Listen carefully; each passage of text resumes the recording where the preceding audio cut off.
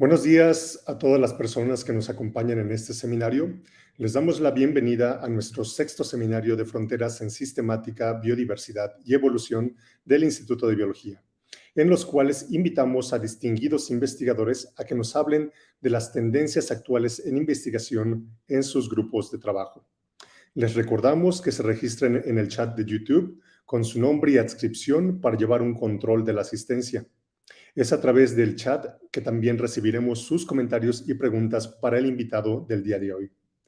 Hoy tenemos el placer de recibir al profesor Thomas Neer de la Universidad de Yale y tenemos al doctor Jairo Arroyave como su anfitrión. Es así que le cedo la palabra a Jairo para que nos presente a nuestro conferencista del día de hoy. Adelante, Jairo. Buenos días, Ulises. Gracias. Y bueno, buenos días a todas las personas que nos acompañan el día de hoy. Buenos días a Tom también. Antes de darle la palabra a Tom, yo quisiera hacer una breve introducción a quienes de pronto no conocen mucho la trayectoria de Tom. Thomas Neer es un ictiólogo evolutivo estadounidense que actualmente es profesor y chair del Departamento de Ecología y Biología Evolutiva de la Universidad de Yale, así como curador de ictiología en el Museo Peabody de Historia Natural en New Haven, Connecticut. Desde 2015, Tom ha sido director del Saybrook College, que es uno de los colleges residenciales de la Universidad de Yale. Entonces, como vemos, pues además de su trayectoria, digamos, puramente académica, también Tom se desempeña en cargos administrativos en su institución. En cuanto a la parte académica, Tom cuenta con alrededor de 100 publicaciones o más de 100 publicaciones, por lo cual su contribución a la ictiología es bastante amplia. Incluye trabajos de índole taxonómico, biogeográfico, paleontológico y en particular en el campo de la filogenética molecular de grupos de peces a diferentes escalas evolutivas, desde radiaciones recientes hasta grandes clados de origen y divergencias tempranas. La investigación en el laboratorio de Tom se centra ampliamente en el uso de hipótesis filogenéticas para estudiar patrones de especiación y radiación adaptativa en grupos monofiléticos de peces teleósteos. Gran parte de su trabajo implica la inferencia de hipótesis filogenéticas utilizando secuencias de ADN. Las filogenias que produce en su laboratorio son generalmente usadas en estudios de datación molecular, de investigación de modos geográficos de especiación, evolución de disparidad morfológica y ecológica y estimación de tasas de diversificación. Actualmente su investigación se centra en varios linajes de peces de agua dulce de América del Norte, así como en un clado de peces endémicos de aguas que rodean la Antártida. En la plática de hoy, Tom nos hablará sobre sus investigaciones y su síntesis sobre la sistemática del clado de peces y de vertebrados más diverso del planeta, que son los peces de aletas radiadas, o también conocidos como Actinopterygii. Entonces, sin más preámbulo, voy a darle la palabra a Tom. Tom, you have the screen for you. Thank you for coming. Thank you so much. Gracias, Jairo, for this invitation, this opportunity to share a new aspect of my research with you all. And thank you for that lovely introduction. I will only briefly touch upon North American freshwater fishes today, and unfortunately, no mention whatsoever, perhaps maybe briefly, of Antarctic fishes.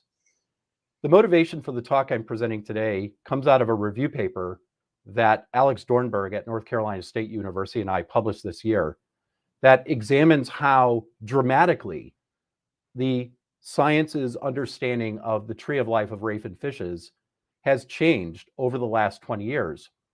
And that change has come primarily through the application of molecular data. But before talking about the science, I think I'd like to take the opportunity to tell you all where I come from. I come from that great North American city, Chicago, the north side of the city, where I grew up in a neighborhood known as Lathrop Homes, Hamlin Park. Lathrop Homes is a former housing project where impoverished people live, government assistance. I grew up in this area. And my exposure to science came about through outstanding public institutions, such as the public elementary school I attended, where I was taught how to read, how to do math, and how to think initially like a scientist. And other great public institutions such as the Field Museum of Natural History, Museum of Science and Industry, the Shedd Aquarium, and perhaps as importantly, one of the world's literally Great Lakes, Lake Michigan, where I became first acquainted with fishes, freshwater fishes in particular. but also public institutions stepped in and provided important paths in my life and education, such as Northern Illinois University, where I was admitted as a student through a program called Chance that targets first-generation low-income students, primarily from urban areas of the state of Illinois. And from that educational beginning, I've been able to develop the privilege to develop a research program that uses densely sampled phylogenies to investigate mechanisms that generate biodiversity in ray fin fishes. As Jairo said in the introduction, much of my work focuses on the geography of speciation in North American freshwater fishes. Southeastern North America has the world's richest non-tropical fauna of freshwater fishes on the planet. I also work on an adaptive radiation of fishes in the Southern Ocean around Antarctica. These are called notothenioids. But since coming to Yale 15 years ago, more and more, my research has been focused on reconstructing the big picture phylogenetic relationships of ray fin fishes. So what I'm going to talk about today is I'm going to introduce you all to ray fin fishes, Actinopterygii. And I just want to point out that all of the fish drawings used in this talk provided by Julia Johnson at Life Sciences Studio. Please go and check out her work. It's outstanding. What we're going to do is we're then going to focus on how molecular data has dramatically changed our understanding of the phylogenetics of ray fin fishes. And then we're going to deploy the phylogeny to ask questions about the mechanisms that are generating biodiversity. And the work I will have the time to present today is essentially an understanding of how intrinsic mechanisms can drive the disparity of biodiversity across the tree of life, why some lineages are species poor and other lineages are more species rich. Unfortunately, I will not have the time today to share how perhaps more extrinsic mechanisms are driving explosive diversification. In particular, this group of ray fin fishes known as percomorphs that diversified following the effects of the KPG mass extinction event. And it is unfortunate because this outstanding work, which you could read, we have a preprint posted on bioRxiv, is being driven by two folks in my lab, graduate student Ava Gizalea and postdoctoral research associate Richard Harrington. Okay, let's dive in and talk about ray fin fishes. Now, if you are not a fish biologist, even if you are a vertebrate biologist who doesn't study fishes, you may not realize that the field of ichthyology, that is studying the biodiversity of fishes, encompasses a group that's not monophyletic. So everything in this phylogeny that has a red branch, we would categorize as fishes. And clearly, quote unquote, fishes are paraphyletic relative to tetrapod vertebrates. So what we're focusing on are ray fin fishes, this species-rich clade indicated right here on the phylogeny that represents the sister lineage of Sarcopterygii, which includes all of the lobe-limbed fishes and the tetrapods. Now, there are about 34,400 living species of ray fin fishes, and compared to species of tetrapods, we get that about 45% of all living species of vertebrates are ray fin fishes, Actinopterygii. Within ray fin fishes, all but 51 of these 34,000 plus are teleost. So teleostii is a large inclusive subclade within ray fin fishes. And so often you will hear people use the two terms interchangeably. But if we're saying Actinopterygii are ray fin fishes, we're including the 51 or so species of ray fin fishes that are not teleost. Within teleost, we could essentially delimit three major clades. There's a clade that contains the bony tongue fishes and all of the tarpons and eels, the elopomorphs, and we're going to talk about this clade. This is a new clade that, or a resolved clade that's emerged primarily from molecular work. Then we have Otocephala and Euteleost, color-coded here in blue, green, and orange, respectively. Then within these three clades, we could basically say that about 90% of all living teleost are either osteophysians, which is a subclade of Otocephala, or Acanthamorpha, which is a subclade of Euteleost, okay? And within osteophyzins and acanthamorphs, this becomes really interesting. Not only are these the two major inclusive clades of teleost, but osteophysians are almost entirely freshwater. And indeed, in areas of the world other than Australia, they are a big component, if not dominate, the freshwater fish fauna. And acanthamorphs, while they are not entirely marine, there are entire lineages of acanthamorphs that are freshwater, for example, cichlid fishes throughout South America, Middle America, Africa, India, and Madagascar. Essentially, the dominant group of vertebrates in marine habitats are acanthamorph teleost. Okay, so let's go in and think about how, or explore how molecular data has been changing our understanding the phylogeny of ray fin fishes.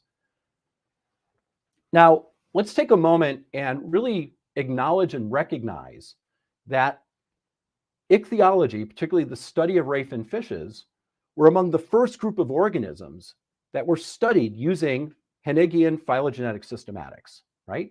So that is apomorphy-based identification of clades.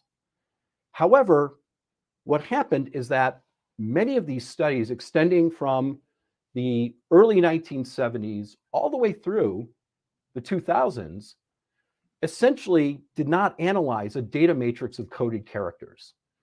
And for those of you who really get into the literature, not just of ichthyology, but the literature of phylogenetic systematics, will know that there were schools of thought that were completely opposed to the use of data matrices and relying more on 3 taxon statements, even for building large inclusive phylogenies.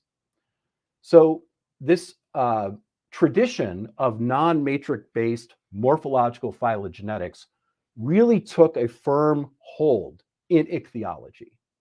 Exemplified here, this really wonderful paper, very rich in anatomical detail, very rich in insight, the fossil record of teleost, Patterson and Rose in 1977.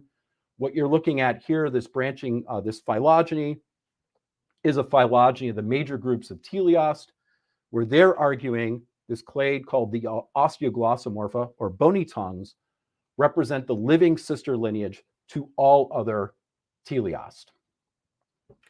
Now, starting in the early 1990s, as in many clades across the tree of life, molecular studies started inferring phylogenies for ray fin fishes. And right away, these phylogenies were dramatically incongruent with the hypotheses based on morphology. Now, in terms of understanding the sociology or the human side to how we approach our science, it's interesting in that many of these early contributions to the application of molecular data in ray fin fishes will, in a way, they explain away their results because they're incongruent with the morphology-based hypotheses. That there was little attempt in some of these early molecular studies to, in my opinion, appropriately challenge the resolutions that were inferred from non-data matrix phylogenetics. So what I'm showing you here on the right is basically a summary phylogeny of Actinopterygii that was published in 2002 that I would argue represents the consensus of the non-data matrix morphological perspective of the phylogeny of ray fin fishes. The tree on the left is a summary phylogeny that we use as a touchstone in our review paper published, last year in 2021, where represent all of the major lineages of ray fin fishes. And what I've done on this phylogeny on the left, any node that's incongruent with the morphology tree is marked in red, and any node where those nodes were just not resolved in the morphology tree is marked in blue. And what you can see is that the vast majority of nodes in this phylogeny, where we're looking at the backbone relationships among a clade that consists of nearly half of all living vertebrates, has been revised as a result of the application of molecular data. So let's go in and talk about a couple of examples. So if we look at the living sister lineage to all teleost, it's this really interesting clade called Holostii. And Holostii actually has two living lineages. It has Amiokelva, the bowfin, which extends across eastern North America and across the Gulf Coast of North America, all the way from basically the Florida Peninsula to the Rio Grande River Basin. And the other lineage of holostians are 7 living species of gars that we'll talk about later in this presentation. So as a result from these early non-matrix-based morphological phylogenetic analyses, in fact, one of the first set of phylogenetic studies of ray-fin fishes, published in 1973, Colin Patterson argued that Holostii was paraphyletic and that bowfin, Amiokelva, indeed was the living sister lineage to teleost. Again, from the early 1990s moving forward, a whole host of molecular studies were consistently finding that no, indeed, Holostii is a clade. Again, some of these early studies were not confident in their result because it was conflicting with what became this paradigm in the field. And what it took was another morphologist, in this case, Lance Grandy, to completely examine the morphological evidence and morphological data. And what Lance Grandy concluded, is that indeed, as we find with every published molecular study, looking at discretely coded character state changes from morphology, indeed, Holostii is a monophyletic group. So I would argue that this is one of the first instances where a molecular result actually motivated a re-exploration, a re-examination of morphological data in ray-fin fishes. Now, here's a really vexing problem. So as I said, we have 3 major groups of eutelia, or 3 major groups of teleost.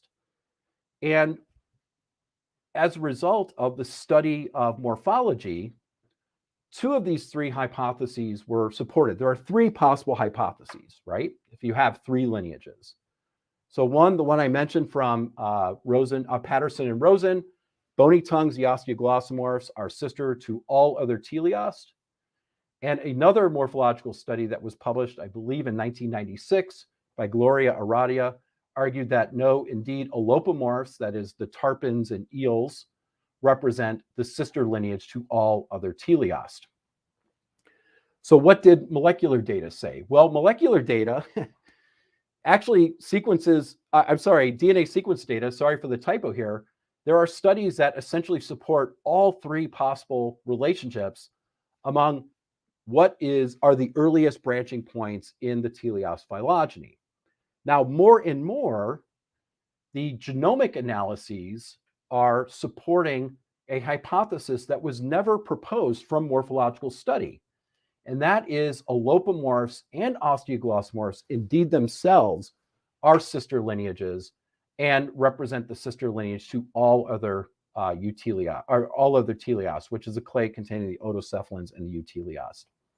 And a paper that was just published last week that is inspired by available genomes of teleost species, as well as the addition of several new allopomorph whole genome sequences, consistently find support from analysis of the DNA sequence data for this new hypothesis that allopomorphs and osteoglossomorphs share common ancestry, but also find a karyological, that is a chromosomal morphology in a sense, trait that's shared between these 2 lineages relative to all other teleost, but then also the way the genome is organized with regard to synteny, that is the placement and adjacency of loci across the genomes, strongly supports a hypothesis where the allopomorphs and the osteoglossomorphs share common ancestry relative to all other euteleosts. Now, we're going to move on to the acanthamorphs. Remember, I said acanthamorphs and the osteophysins comprise, nearly 90% of all teleost. Well, acanthamorphs were famously called the bush at the top of the teleost phylogeny by a very influential and important ichthyologist, Gareth Nelson, in 1989. Now, the issue was, and that's why we have all of those blue-colored nodes in this representative phylogeny, is that the morphological phylogeny was having difficulty, the morphological approach was having difficulty in resolving this large polytomy, essentially. Well, this large polytomy is not insignificant. Not only is this the dominant group in marine habitats, but it also contains more than 25% of all living vertebrate species at approximately 19,500 species. Now, within Acanthomorpha, most of the species richness is in this clade called Percomorpha. And what I'm showing you on the right-hand diagram, on the left is the 20th century kind of morphological summary hypothesis. On the right is the phylogeny that's emerging primarily from the analysis of molecular and genomic data. And we can see where they're congruent, we have a blue ribbon connecting them. Where they're incongruent, we have a different colored ribbon connecting them. And the point is that not only are there incongruencies between these two approaches, but there are dramatic incongruencies where lineages such as the Lophiiforms, these are your deep sea anglerfishes and your nearshore handfishes. So if anyone has ever watched the Nemo movie, a deep sea anglerfish with its esca, its projection with its lantern, character figures prominently. That lineage essentially moved completely across the acanthomorph tree of life. And if you look at the divergence times, that would be analogous to taking a nested clade of marsupials and making it a nested clade of primates. That is the common ancestry you would have to cross to accommodate the differences between these two phylogenies. And while this might be mildly messy with regard to incongruencies, let's now dial into the percomorphs. So what we're doing is we're going from this clade here, Percomorpha, down at the bottom of the tree, and we're going to focus on that. And what we see is that there's almost no congruence between these two perspectives. And in fact, almost every lineage of Percomorpha was considered this clade Perciformes, which was, everyone admitted, was a taxonomic trash can. However, with the application of molecular data that resulted in the identification of all of these nodes marked here in blue, for the first time providing resolution, that resolution came at the expense of this taxonomic waste can. Whereas the lineages that were collapsed in this Perciformes were then distributed across almost the entire Percomorph phylogeny. So not only much greater resolution, but much more revealing of the incongruence between these two perspectives. So now we have a perspective of which to think of the evolutionary history of rayfin fishes. And there are comparative biologists out there who, I don't agree with this perspective, but they treat phylogeny as a nuisance parameter, as a parameter of which needs to be removed, that evolutionary history, so they could understand the relationships between the traits that they're studying. So for the second half of my talk, we're going to focus on specifically the evolution of disparity of species diversity across the tree of life. And what we're going to do is we're going to focus on one particular clade of rayfin fishes, the Holostii, and ask, what are the mechanisms that are driving stasis, or as in popular language, living fossils. Now, this work is a collaboration in my laboratory that is being driven by two remarkable young scientists. On my right, we have Dr. Daniel McGuigan, who finished a PhD in my lab about a year and a half ago, and is currently a postdoc at the University of Buffalo. And then on my left is Chase Brownstein, who is with Dan driving this work, full ownership of the project. And Chase is a junior undergraduate here at Yale University.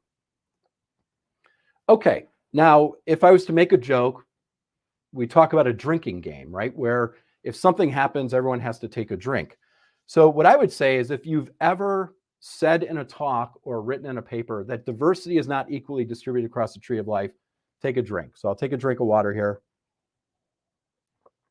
Indeed, it's such a common observation, but yet one that really intrigues evolutionary biologists.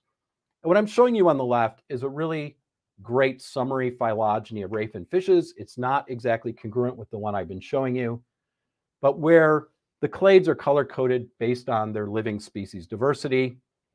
And as you go from blue to yellow, diversity is increasing in those clades. And you could see that, yes, we have species-rich lineages of ray fin fishes, and we have species-poor lineages of ray fin fishes. And when we think about the phylogenetic distribution of lineage diversity, we could then think about diversification rate. That is, for example, archosaurs here, which contain living crocodilians and living birds. They are sister lineages relative to living amniotes. And one clade, has approximately 10,800 species, probably getting well past 11,000 soon. The other, its sister lineage, has 26 species. And without making statements about speciation or extinction, we can say that diversification rate is low in the crocodilian clade and diversification rate is high in the avian clade.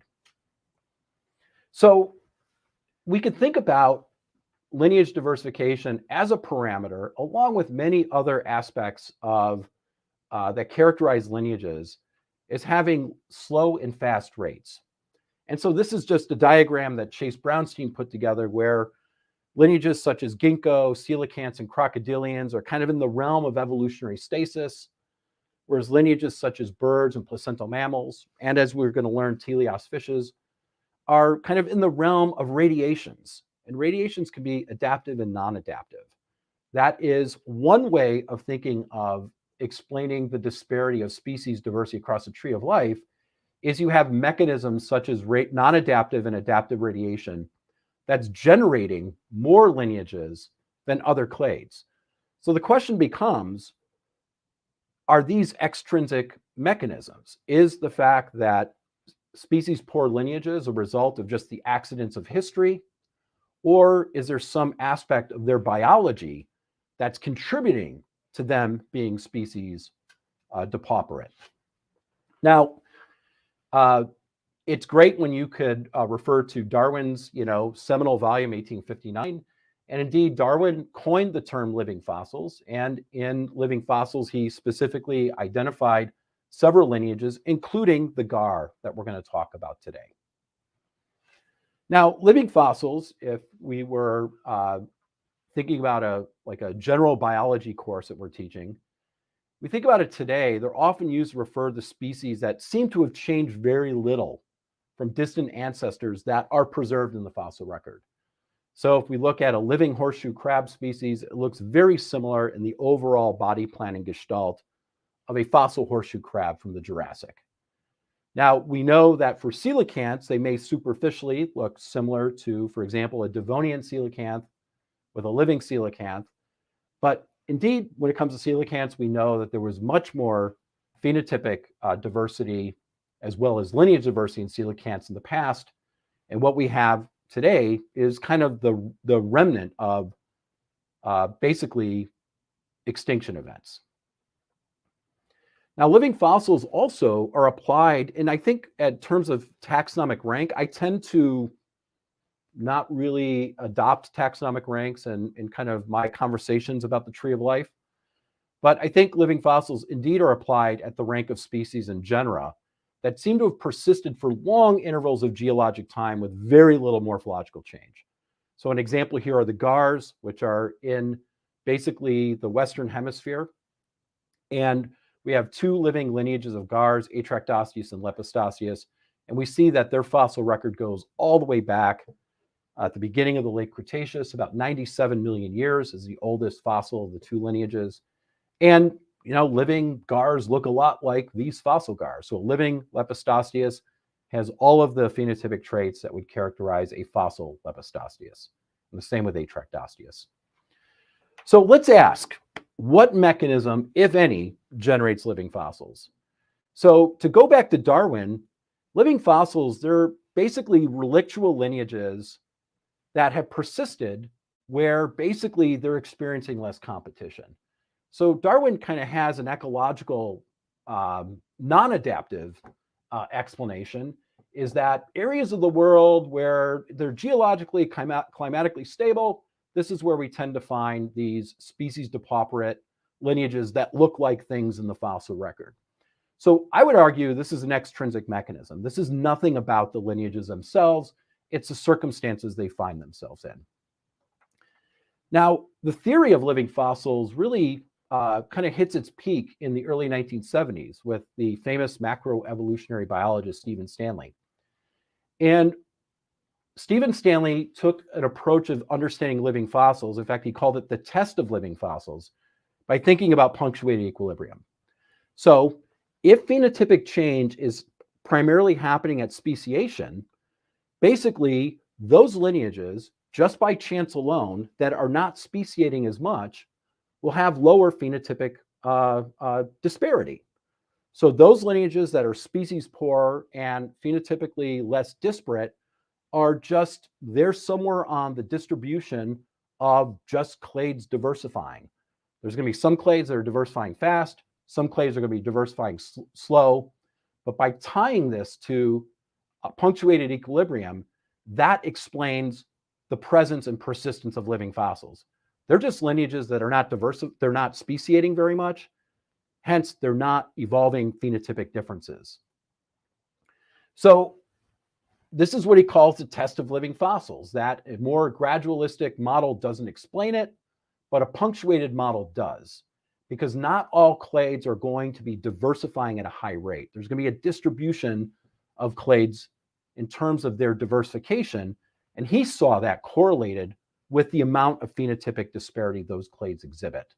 So again, this is an extrinsic mechanism.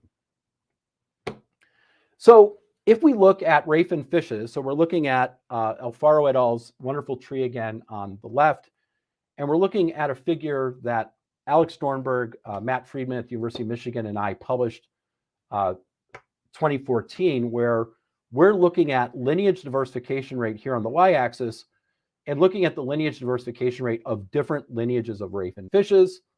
We identify a number of ray fin fishes that have low diversification rate, but note that of these 5 lineages, 3 of them are basically tip taxa. They are singular species that have deep branching in the ray fin phylogeny. So Holostii, containing the gar and bowfin, were one of these clades. So let's take a look at more at this clade more closely. But before we do, let's face it, 2020 was a bizarre year for all of us and a very difficult year. But one of the more bizarre science that I learned about in 2020 was the publication of an artificial hybrid cross between a Russian sturgeon species and the North American distributed paddlefish. Now, sturgeons and paddlefishes are in the same clade, Aspenceroformes. There are 2 species of paddlefishes, one in North America, one in East Asia. The East Asian Chinese paddlefish has been declared extinct. So the North American paddlefish and sturgeon share an incredibly old divergence time to common ancestry of about 185 million years. And yet, they were able to make an artificial hybrid cross of a lineage that's 185 million years. I will tell you now, this is the oldest time to common ancestry of a hybrid cross of any eukaryotic lineage. But this is an artificial cross done in the laboratory. Now, why is this important? Well, the probability of a successful hybrid cross is to decrease as divergence times of the parental species increases. So here we're looking at a study looking at centrarchid fishes that are in North America, both in Canada, United States, and Mexico. If you look at the hybrid hatching success on the y-axis and the time to common ancestry of the parental species, making artificial crosses in the lab, you see this precipitous decline of hybrid viability. And the reason why, there's really good theory for this. This is the Dobzhansky-Mueller model for genetic incompatibilities, that as lineages in our isolation, loci that have to work together are accumulating mutations, could be neutral mutations driven by genetic drift, that when you bring those loci or alleles together in the background of a hybrid that didn't evolve together, these alleles can be incompatible that lead to a lack of viability or a lack of fitness in hybrids. This is the fundamental theory of speciation. So given this fundamental theory of speciation, the molecular rate of evolution, in theory, should be tied to the rate of speciation, and speciation is an important parameter in lineage diversification. So Darwin identified gars as living fossils. So again, to remind you, Holostii are the sister lineage to all teleost. And there are two major lineages, the single species bowfin amiokelva and 7 living species of gar. We're showing you a phylogeny here of all 7 species based on about 9,000 DD rad loci, 3 species of Atractosteus, and 4 species of Lepistosteus. Now, if we time calibrate their phylogenies, we have an incredibly rich database. Not only do they have a wonderfully rich fossil record to where we could utilize morphological data from Lance Grandy's 2010 monograph, where we could use a relaxed morphological clock in beast with a fossilized birth-death model. We get an age, the split between the 2 living lineages of gar at about 113 million years. And if we utilize some exon data, again, using the tip dating with the fossilized birth-death model, we get an age estimate from the molecular data that's very similar to the age estimate that we're getting from the relaxed morphological clock. In this case, 107 million years. So both estimates are slightly older than 100 million years. However, there is well-documented natural hybridization between species that represent these 2 major lineages of gars that diversified more than 100 million years ago, particularly in the Brazos River basin of Tejas, also in the Trinity River system that drains past through the city of Dallas. There are hybrids between Atractosteus and Lepistosteus. So Atractosteus spatula is the alligator gar, Lepistosteus osseus is the long-nosed gar, and they have hybrids. And there's also reported hybrids with spotted gar and alligator gar, spotted gar being Lepistosteus oculatus. So what we did is collaborating with the folks who first identified these hybrids from the University of Southern Mississippi, and basically utilizing a panel of SNPs that were derived from several 100,000 sequenced DD rad loci. Indeed, we see that specimens identified as hybrids in these principal component plots of the DD rad SNP data, the hybrids are indeed intermediate relative to the identified parental species. These 2 lineages are hybridizing. Not only are they producing viable hybrids, we have specimens that represent back-crossed individuals. That is, the hybrids are not only viable, but at least some of the hybrids are fit. So here we're looking at PC1 versus genomic heterozygosity. Indeed, the hybrids, we're getting a high heterozygosity as we expect relative to the 2 parental species. But then using the software package developed by Ben Fitzpatrick, who's at the University of Tennessee, HLEST, what we're able to do is looking at the interspecific heterozygosity versus the ancestry index, we're able to assign the ancestry of the parental species, but also identify the F1 individuals and identify those individuals that represent back-cross individuals. That is reproductively fertile, reproductively fit hybrid individuals. So we have to ask, are molecular evolutionary rates and the ability to hybridize coupled? That is speciation, here's a lineage we know has a low rate of diversification, exhibits a low magnitude of phenotypic disparity. What is the result of their ability, these ancient lineages, to hybridize? So what we did was we targeted 1,100 exons that were recently developed out of Guillermo Ortiz lab and utilized by Lily Hughes and colleagues who published a really remarkable paper in 2018 on the phylogenetics of rayfin fishes. What we did is we collected we sequenced the whole genome of all 7 species of gars, and we decided to target these 1,105 orthologs across all lineages of jawed vertebrates. And so what you can see is the sampling here, the number of species in each of these clades for which we were able to harvest this set of targeted exons that indeed are orthologous loci. In our methodology, what we were interested in asking is, do the different lineages of vertebrates exhibit different molecular evolutionary rates? So what we would do is we'd say, okay, locus 1, we have a fixed phylogeny that's time calibrated. So we do not allow the phylogeny or the divergence times of the phylogeny to vary or to change. We fix it. And using BEAST 2.5, we basically, for each individual locus, so if you use BEAST, a separate input XML file for each locus for each clade. And for each locus, we're then estimating the posterior molecular substitution rate. Okay? So we're taking the 1100 exons, we have the fixed time trees for all these different clades of jawed vertebrates, and we're estimating the posterior rate for each clade.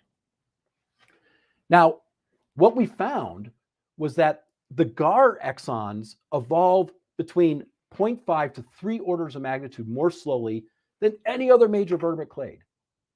And given the positionality of these genes, this is consistent across the genome, and it's exhibited in nearly every locus, where GARs are the slowest or one of the slowest rates across all jawed vertebrates. We're showing you here is the difference in the substitution rate of that clade to GARs. So the dashed line, in a sense, is where the GAR rate is for a given locus. And we're looking at the distribution of the rates of all the loci. So here we have crocodilians. If that distribution or these points are above this line, GARs are slower. If the points are below the line, GARs are faster. Now, interestingly, what we see is that the other clade where artificially hybrids are made, that parental species with a time to common ancestry of 185 million years, the Aspenceriform sturgeon paddlefish, indeed, GARs are slower, but Aspenceriforms, along with crocodilians and turtles, all seem to have a stagnant rate of molecular evolution.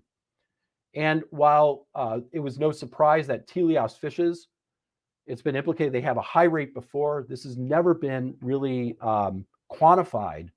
We were surprised at how fast teleosts are, not only relative to GARs, but to other lineages of jawed vertebrates.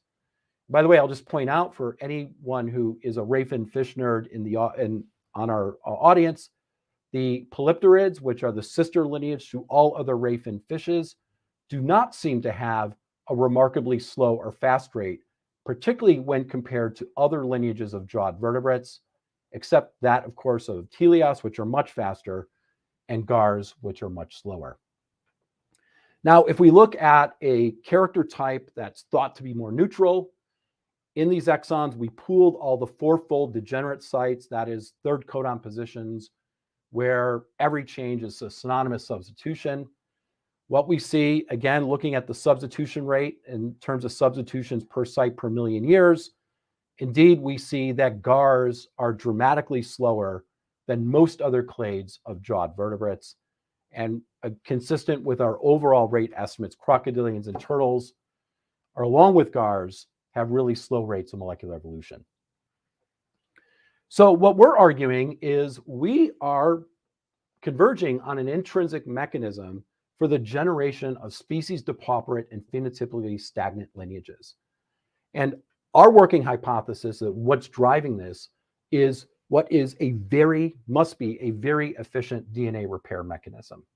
And we're exploring those avenues currently.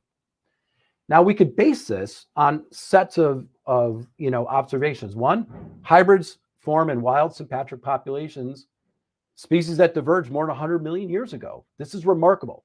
This is the oldest naturally occurring hybrid crosses among all lineages of eukaryotes.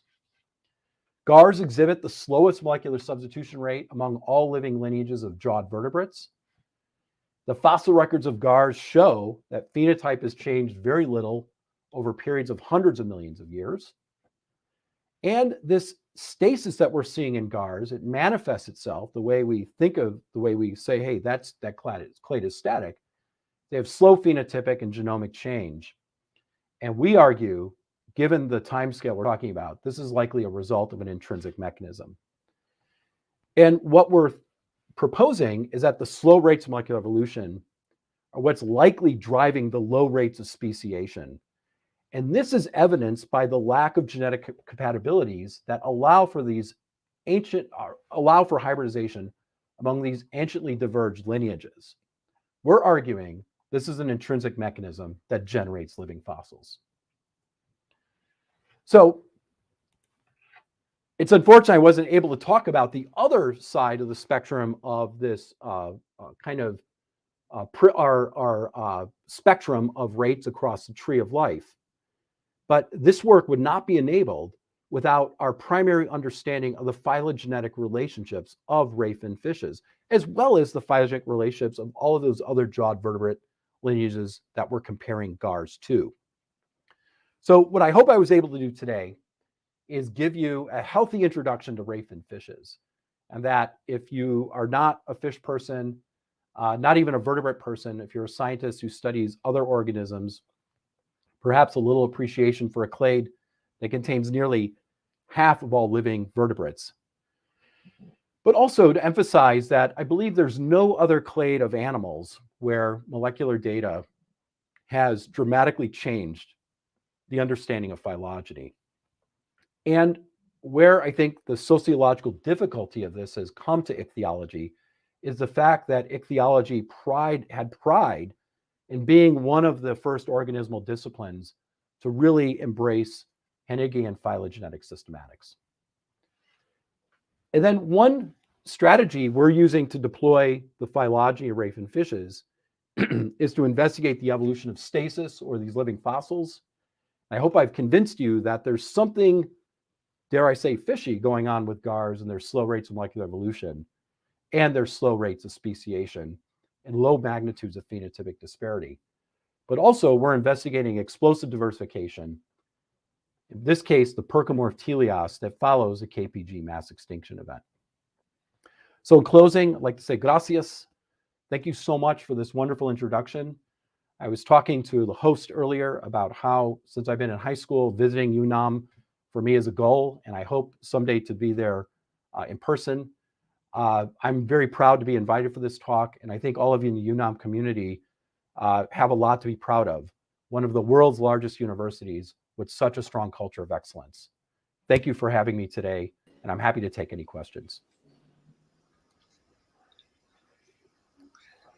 Thank you so much, Tom, for this interesting talk about the history of ray fin fishes and delving into what's going on with these living fossils and especially the GARs. You know, I was fascinated by some of these facts that you were telling us today.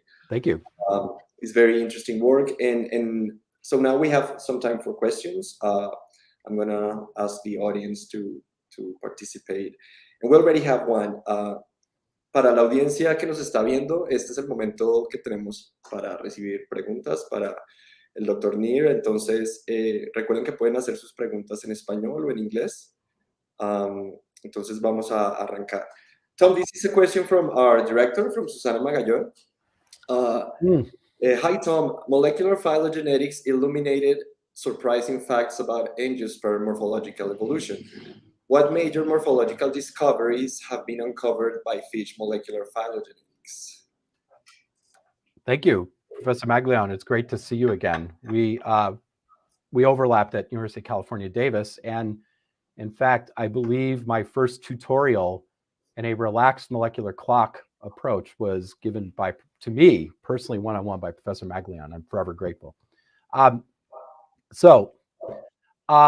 Okay, where I said that deep sea anglerfishes, the Lophiiforms, kind of migrated across the acanthomorph tree of life, they are consistently resolving as the sister lineage to the Tetraodontiformes, which are all of your puffer fishes and triggerfishes. And this prompted in morphological exploration And indeed, both lineages share some traits that have been well known since the late 1700s, that they have a reduced number of vertebrae and they have an asymmetric liver. The morphology of the liver is asymmetric. So that's one example of how the restructuring of the phylogeny has, in a sense, revealed traits that are more likely apomorphies than just kind of convergent traits, or traits that weren't really considered by morphological systematists. But I think particularly this highlighting the early divergence of teleost, where this clade that morphologists never proposed, where osteoglossomorphs and allopomorphs are sister taxa, even the genomics paper, to their credit, highlighted by going through the morphological monographs, highlighted potential morphological apomorphies that have to do with the osteology of the jaws. I think, in a way, is where what we're waiting for and will happen is a renaissance in fish morphology, not just in terms of understanding function, but how morphology does or doesn't correlate with the lineages that are being resolved in molecular phylogenies. Thank you, Tom. Tom, I had a question that I want to ask now in the context of this question that Susana just made, and is related to the fact that a lot of these molecular phylogenies recent, have challenged our knowledge of relationships and evolution of morphological characters in fishes, in certain groups more than others. So I guess one of the interesting and surprising things could be the fact that maybe a lot of these things that we thought were synapomorphies are really homoplaces. And right. So I would like to hear your thoughts on that, because there are some groups, for instance, Crassiformes, that is like, or Siluriphysi, that when you think about these consistently recovered patterns of relationships that are against what we knew based on morphology, are really hard to fathom, how all these homoplaces happening. So I'd like to hear your thoughts on that.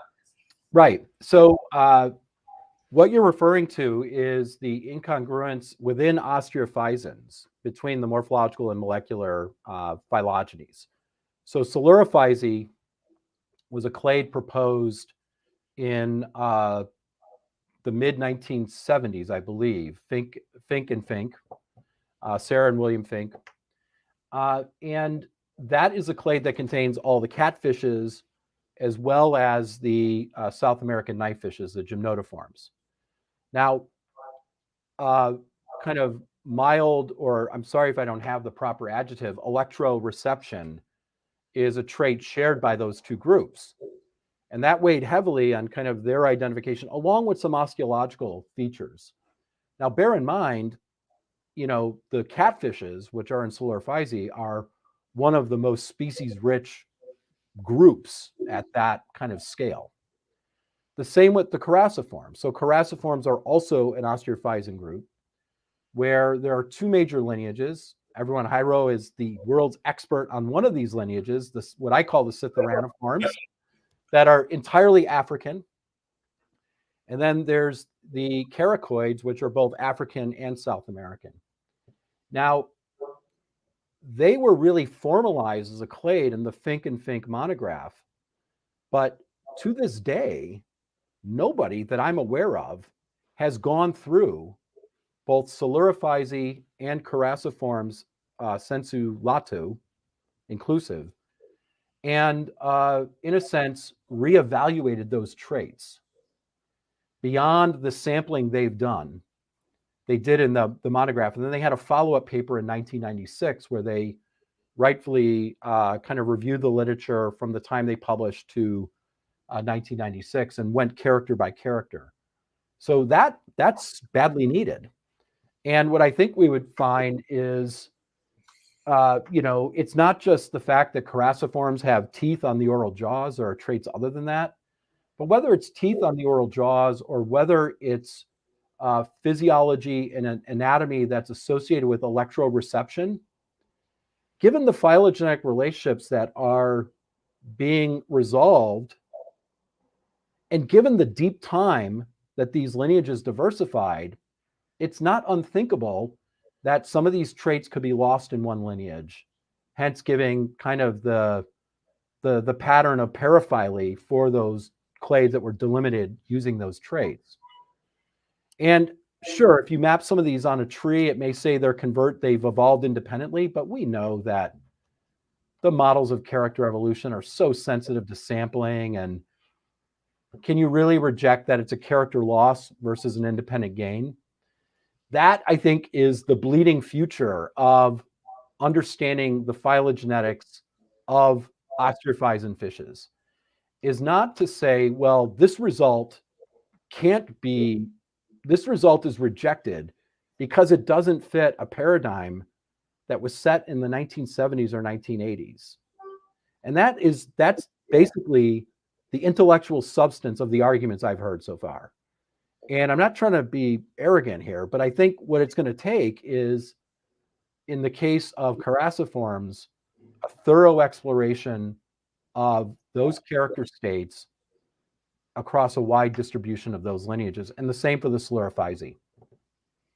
Thank you, Tom. Yeah, that's a very interesting topic. We have some more questions. One from Jacob Burr. He says, amazing work, Tom. Great to see the molecular rate patterns. Is efficient DNA repair in GARs required if the mutation rate and substitution rate is intrinsically low? Could life history explain it? Maybe. Yeah, Jacob, that's a great question. And so it's an odd study in that I wouldn't bet heavily on it. But there's a study that came out a couple of years ago that argued that the DNA repair mechanism in sturgeon is highly efficient. Now, there's a set of XPC loci that are associated with DNA repair mechanisms.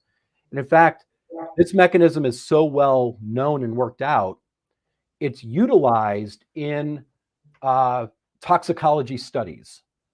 So for the momichung, a species of fundulus, a top minnow, and a canthomorph teleost, they do very well in captivity, and toxicology studies utilize these fish where they expose them to these toxins and measure the mutagenic nature of these toxins based on measuring the expression levels of this XPC.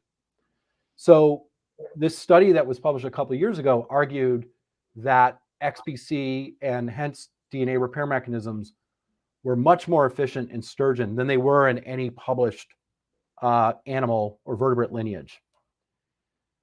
Now, life history is a great point. So long-lived, if they're long-lived, late maturing, indeed, that could be correlated with molecular evolutionary rate. If you look at large and small mammals, large and small homeotherms, the small homeotherms have a high rate of genetic mutation. If you look at small and large ectotherms, small ectotherms have a higher rate. And a study was just published this week that showed that somatic mutation rate in mammals scales with longevity, right? So higher rate in lineages that are less long-lived. That's somatic mutation. GARs are really, yeah, they're kind of longer-lived and later maturing, but they're not really that, they're not singularly unusual.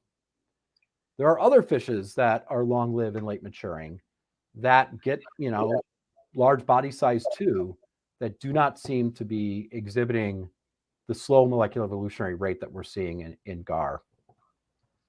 And probably bowfin as well. Thank you, Tom. We have another one from one of our colleagues at the Instituto, is Hernan Vázquez Miranda. He says, hi, Tom. Thank you for a wonderful talk. Regarding substitution rates between different groups, is there a sampling effect on those estimates? Not all clades have the same number of available genomes.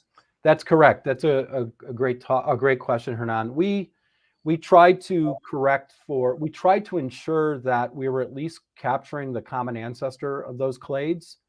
And I think that as more genomes become available, we may get more precise estimates. But I think with the magnitude of difference that we're seeing, we're not seeing an effect of clades that we sample. We have clades that we've sampled with fairly low standing diversity that have fast and slow rates, and clades that we've sampled with near complete diversity that have fast and slow rates. But that's an interesting challenge that we will definitely consider moving forward. Thank you. Here's another one. Chris Lambari asks, hi, thank you for the talk. What kind of intrinsic mechanism will be particular in GAR genes so that they express that stasis? And I thought about that too. I know you kind of didn't give an answer, but I don't know if you have like hypotheses of such mechanism. Yeah, we think our first avenue is looking at DNA repair mechanism and then eventually DNA mismatch editing. And Chase, he's an undergraduate here at Yale, and I'm not trying to put him on the spot or trying to canalize his career here, but he's talked to me about in graduate school getting into functional genomics, where perhaps using CRISPR-Cas9, recreate the GAR genotype in model organisms such as Danio, or perhaps even these fundulists that are used in these toxicology studies, and see if he can alter and basically replicate a more efficient DNA repair mechanism. Now, this gets back to Jacob Bird's question. So Chris, thank you for this question. There's theory out there. So for example, Lyndall Bromham, who is at the National University of Australia, I believe, she's published theoretical papers about how if the DNA repair mechanism is so good, you basically become clonal. And if you're clonal, then you have all of the, the negative aspects of accumulating deleterious mutations. So there's I think there are going to be interesting trade-offs that we collectively, scientists, will be exploring with regard to a really low substitution rate, which, Chris, to your question, I think is the DNA repair mechanism and is the intrinsic mechanism, is our best guess at the moment, along with the adaptive aspect of accumulating mutations. So you have genetic diversity. Interesting, Tom. Yeah, it's a topic to certainly further explore. Ana Santa Cruz has a question. What would be the barriers for hybridization in the living fossils to generate divergent speciation, when in contrast, in other groups such as cichlids, hybridization has been one of the main mechanisms generating diversification. Hybridization in addition to these other. Exactly. So Anna, we know much less about the reproductive behavior of GARs than we do of cichlids. And I think it's in part because in terms of complexity, I think GARs are not nearly as complex as cichlids, where cichlids have a lot of prezygotic mechanisms, right? Species recognition cues. You have egg mimicry in males that have evolved independently in these different cichlid radiations. And and what we're talking about with cichlids are lineages that are much less divergent in terms of their divergence time. So where cichlids are more species rich than we expect given their age. But yet, if we look at kind of the Dobzhansky-Mueller incompatibilities, there just hasn't been enough time to accumulate those. So if there's some standing genetic variation that's being mostly maintained in isolation through behavioral mechanisms, such as, I'm a sand-dwelling Malawi cichlid and you're a rock-dwelling Malawi cichlid, like, no way. But however, if there are instances of hybridization where those different genomic backgrounds that are compatible, but being separated by behavior as opposed to geography, indeed, you could be putting genomic backgrounds together that can indeed be adaptive. Now, what I think is going on with GARs is I don't think the hybridization between these two ancient lineages is really kind of driving their diversity today. I think this is an accident. It's an accident of geography. It's an area where they come together. And for some reason in the Brazos River, they're hybridizing. And what we also note is that all of the hybrids seem to be the result of where the alligator gar, the larger of the two species, is the female in the cross. So if you look at the hybrids, they always have the alligator gar mitochondria. So I think the behavioral isolating mechanisms are far less for the gar than they are for the cichlids. But with cichlids have a rate that's actually much, much faster than, say, any mammal or bird lineage. But when we're seeing the hybridization of cichlids, we're talking about lineages that have diversified far more recently, to where there's a benefit to the hybridization that cancels out basically the negative effects of the hybridization. Thank you, Tom. And related to this discussion on hybridization, Martin Garcia Varela asks you, well, he's wondering if hybridization is common in Actinopterygii fishes, and if it is, how it affect positively or negatively the speciation rate in these fishes. I guess he's talking about rayfin fishes in general. Yeah, great to see you again and your question. I know little about the overall pattern of hybridization across clades of rayfin fishes. So I've had the opportunity to study it intensively in lineages of Percidae, the darters in North America that are Canada, United States, and Mexico. And that was primarily through museum collection records and examination of specimens.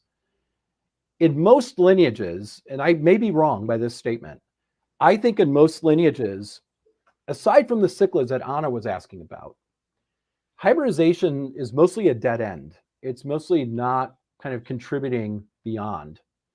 Again, I could be wrong. I know very little on that. But if we take all 1,000 of those exons for the 7 species of gars, and we estimate a gene tree from every exon, and we estimate a species tree where we're considering all those gene tree topologies, we find almost no indicator of a history of hybridization, not only between the 2 major lineages of gars, but even within the species of gars, including those that are sympatrically distributed, which Lepistosius is the only case where we see that, where they co-occur. So I think your question is a really important one, and certainly an avenue, and perhaps would be a great study for somebody to review the topic broadly throughout rayfin fishes. Thank you, Tom. Here's one from Ed Brothers. Thank you for a stimulating talk. I know that some fish groups exhibit polyploidy. Is that a consideration for this subject? Yes, Ed, thank you. Just as in our colleagues who study plants, they know this very well. In fact, our kind of insight on ploidy really comes from the study of plants and its effect on lineage diversification, speciation. Yes, so the example I showed of the lab hybrid cross of the sturgeon and the paddlefish, the outcomes are really interesting because sturgeon tend to have, dramatically duplicated ploidy. And the ploidy between the Russian sturgeon and the paddlefish is different. And the F1 hybrids were either had a complement of a high gene, what they call a high genome size, or a low genome size. And indeed, the morphology of these F1 hybrids, several of which they kept for a year, and they're still alive today in Hungary, the country Hungary, they have different chromosomal complements based on those parentals. I think in general, the chromosomal differences are going to inhibit natural hybridization. All gars have the same number of chromosomes.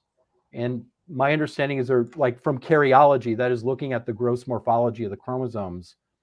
I don't believe there are any differences between or among the 7 species of gars. Thank you, Tom. And I think we have time for one last question.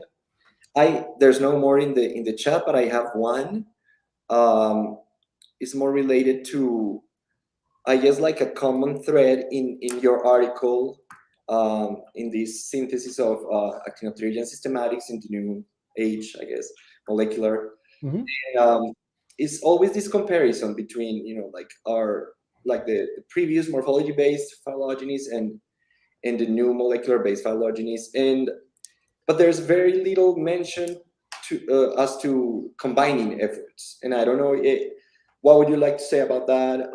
If there are actually recent efforts into combining those sources of evidence, or maybe the idea that perhaps molecular signal would overwhelm the morphological signal, if you think so, or not necessarily. Well, yeah. Well, let me let's take a step away from raven fishes for a moment.